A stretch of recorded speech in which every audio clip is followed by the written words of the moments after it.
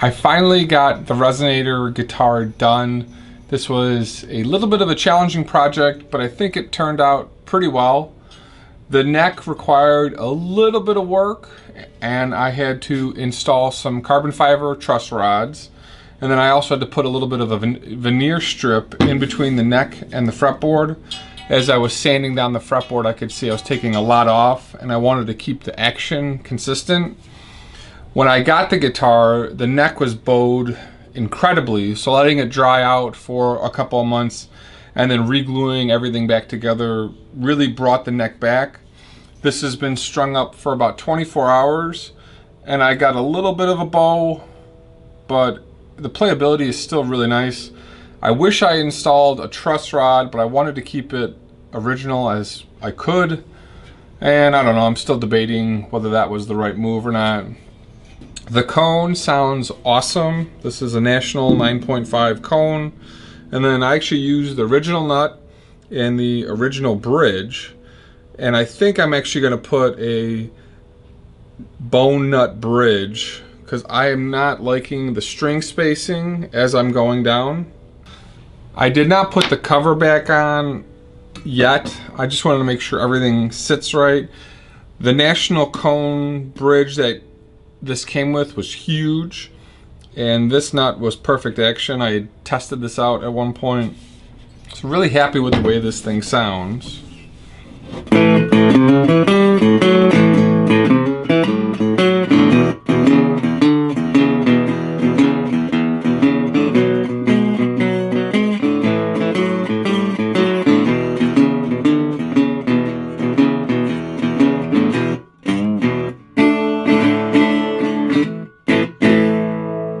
Way loud. And then as you get into the upper frets,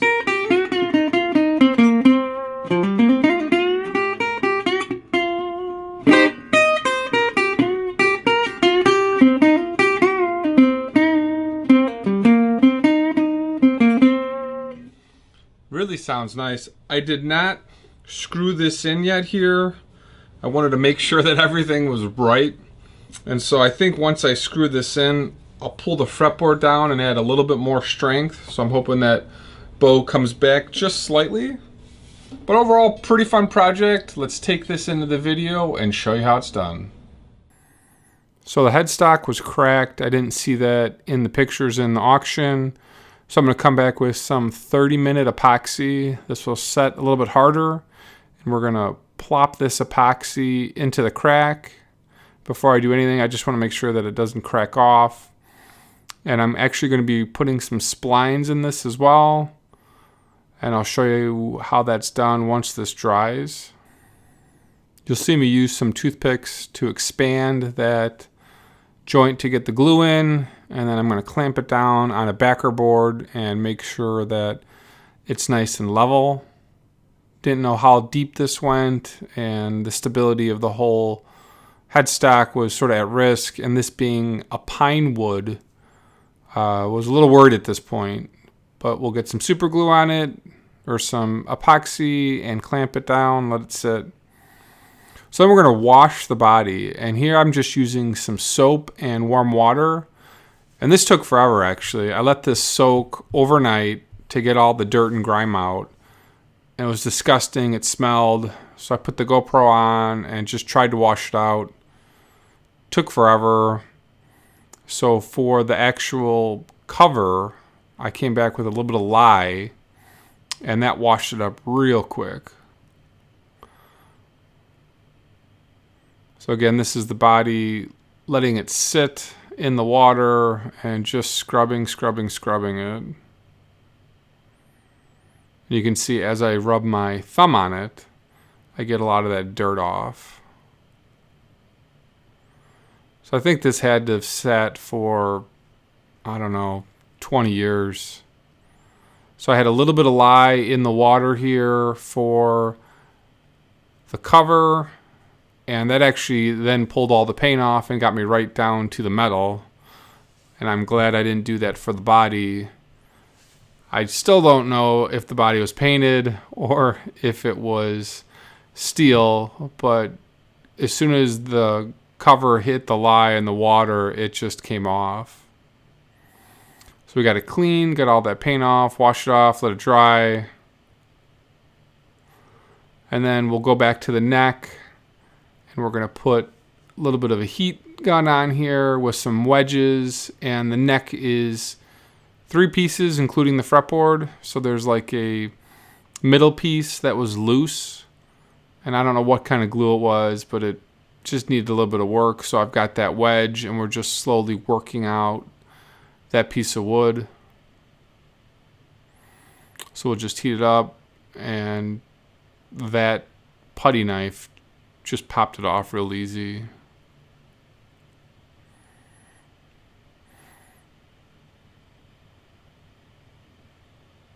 So cut it right here against that long tenon, and it pops off.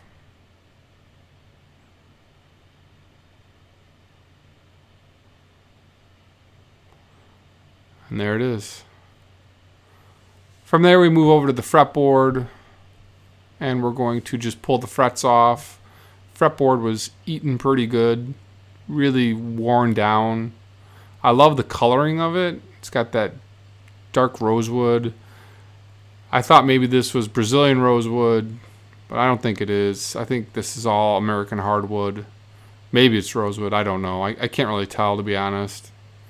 But we'll get the soldering iron and a pair of pliers and nippers, and we'll just slowly pull them out. The frets were wasted, couldn't use them. So then I wanted to get a new radius on this board, and since it was a little bit warped, what I did is I took some double stick tape, taped it down to a backing board, and then clamped that backing board down to my table. Come back with a 12-inch radius sanding beam from Stu Mac, and we'll just sand this out. And this is where, as I was sanding, I could tell I just took way too much off, and that's where I'll add a veneer strip further on. So we'll begin to clean out the frets. Just messy, messy, messy, messy. So that's the Stu Mac fret saw that cleans out the frets, and we'll just go back and forth and make sure that I've got a clean slot ready to install my new frets. I'm not going to do stainless steel frets, I'm just going to do regular frets here.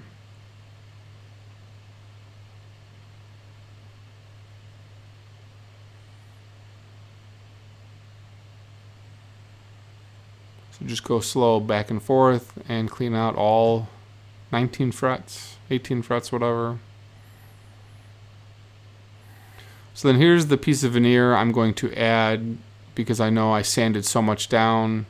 It's just a piece of ash, and we're just going to clamp that fretboard down to the ash, and then we'll come back and trim it, and then add that other piece and sort of rework back into this. Like I said, I wanted to keep everything stock as much as possible, at least in an appearance. But with all that sanding I had done, I know I needed a little bit more. So the neck had a huge bow in it, almost like an inch. And I needed to add some carbon fiber rods. So I found these carbon fiber rods in my pile. And I think they're like 15 inches. That's what this length is. And I've got my rails on my jig, and I can just route this off with an 1/8 inch bit real quick. We'll do that on both sides, and it's just the perfect depth for that carbon fiber rod, and we'll put it on both sides and add a ton of stability. So on the fretboard, once the glue is dry, we'll just trim off the edges. We'll go then take it over to my beam sander, flat sander, whatever we're going to call this, on my desk. Just sand it off. Clean off the fretboard, and then we're going to glue all 3 pieces here at the same time. So now I know the headstock is somewhat stable. This is all over about a month, if not longer. We'll put that medium piece in, middle piece, add the carbon fiber rods, add a little bit more glue, spread it out.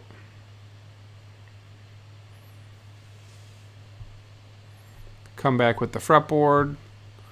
And then Stu Max sells these awesome clamps to clamp a fretboard onto a radius neck already. And someone had pointed out you can buy these at Walmart. I guess it's for RVs or something.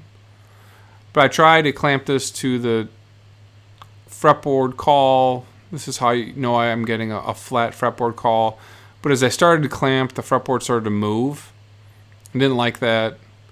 I had a couple more of these calls sitting on the other side of the shop, so I went and grabbed them, flop them in, make sure that it holds everything tight. I actually needed more of these. I've got 4. Probably should have at least 6. Do it like every other fret, essentially. These work really well. Tighten it down. I add a couple clamps. You can see the glue starting to squeeze out. But then it keeps everything aligned, which is really nice.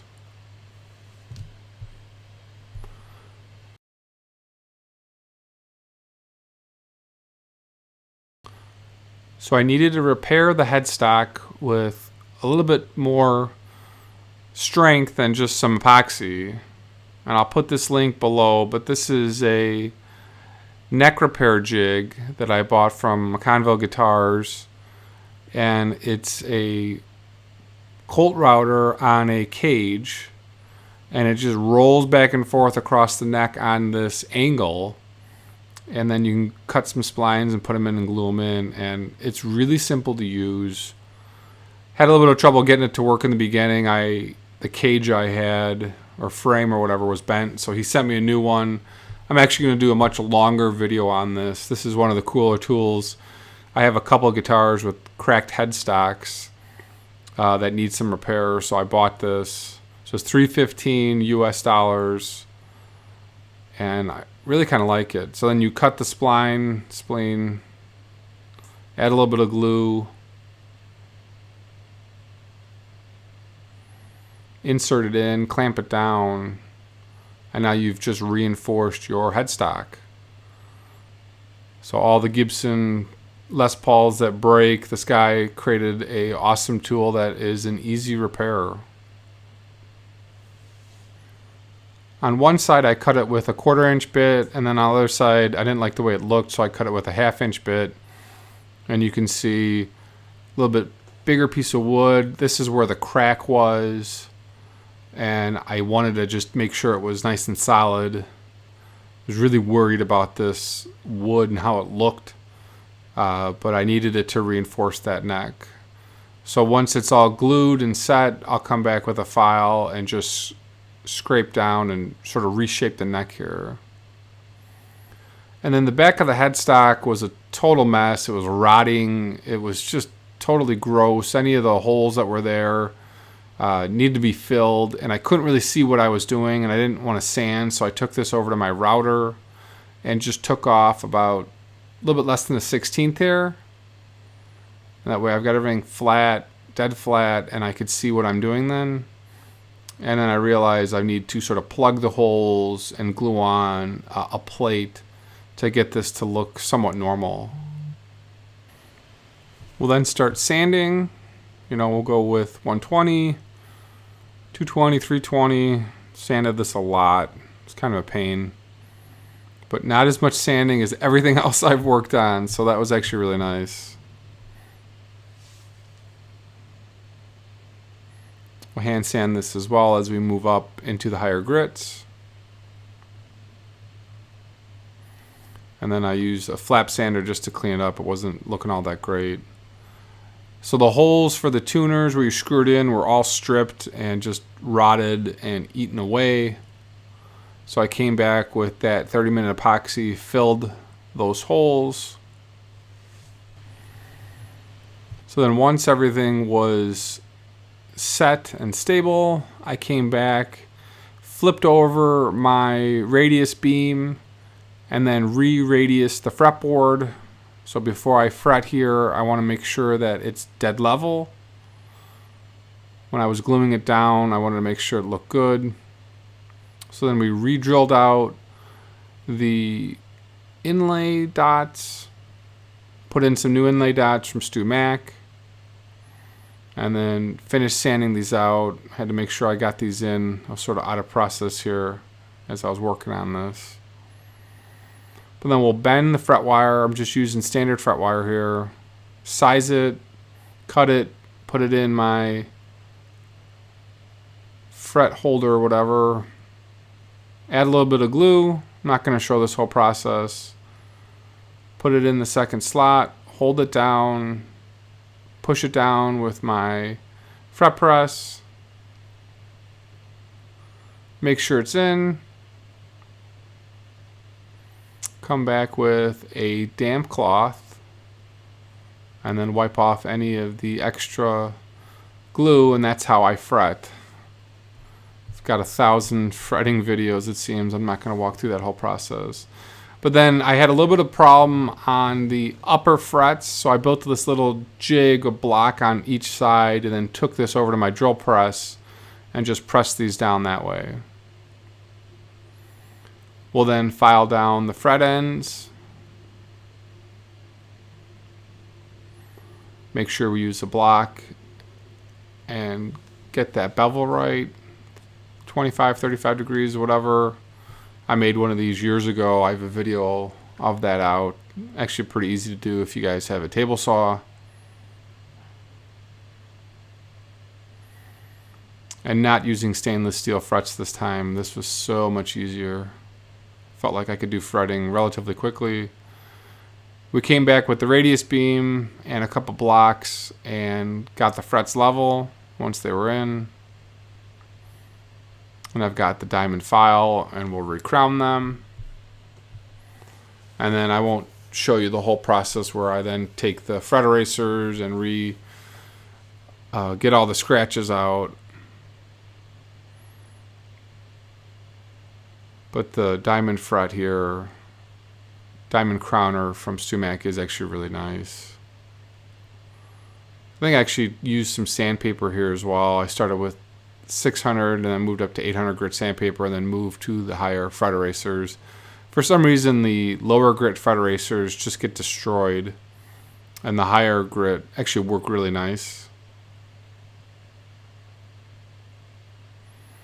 So we'll get those all clean and then we will polish them up.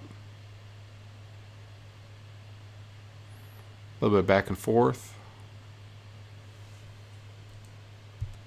The back of that headstock is a mess, so I found some pine that sort of matched it, and I glued on about a 1/16 of a veneer, cover up the holes from the epoxy and those splines. It was just ugly, and so I knew if I stained this or screwed it, it wasn't going to look right. And we'll just take this over the bandsaw, cut it, and then we'll route this so it's flush.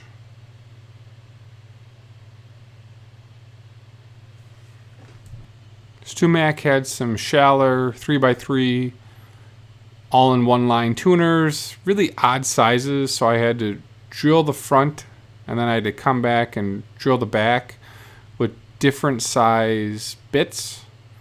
So I had a little jig here that held this down as I cut the top, and then we'll just plunk these down.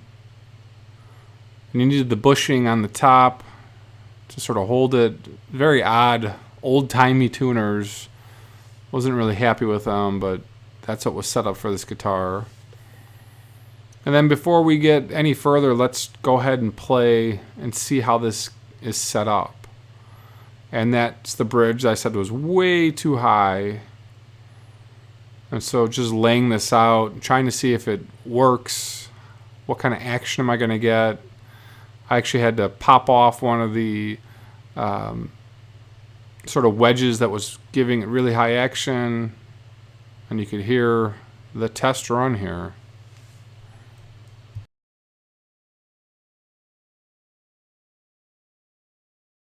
It was pretty close, so I am feeling confident enough to stain it. And I looked online for what these necks looked like in the old days, and I went with a mahogany, which was way too red. So I was an Angelus mahogany dye, and then I came back with some dark brown and just sort of darkened it up with a titch of red.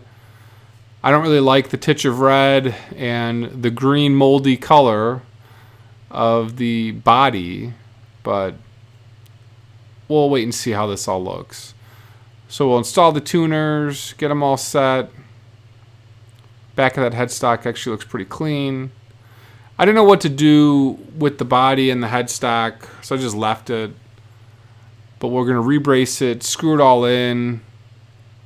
I didn't actually screw in any of the tenon sort of braces on the bottom. I just left them. If I want to take this back out, I want to nail it. And if I do screw it in, I'll probably just use some drywall screws or something like that. I don't know. I had to make a custom cone bridge. So I had a piece of mahogany that I used that felt consistent with what National had. Just had to flatten down that nut, screw in that tailpiece, get some strings, and we're ready. Play around with it, make sure it's feeling right. I had this fear the cone was going to collapse. I don't know why I was doing this. But we'll go back in the video here and give you some more clips.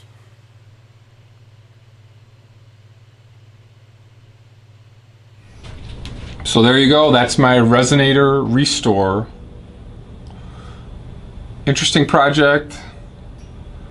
Not sure I'd do another one at the price I paid for this, $1,300.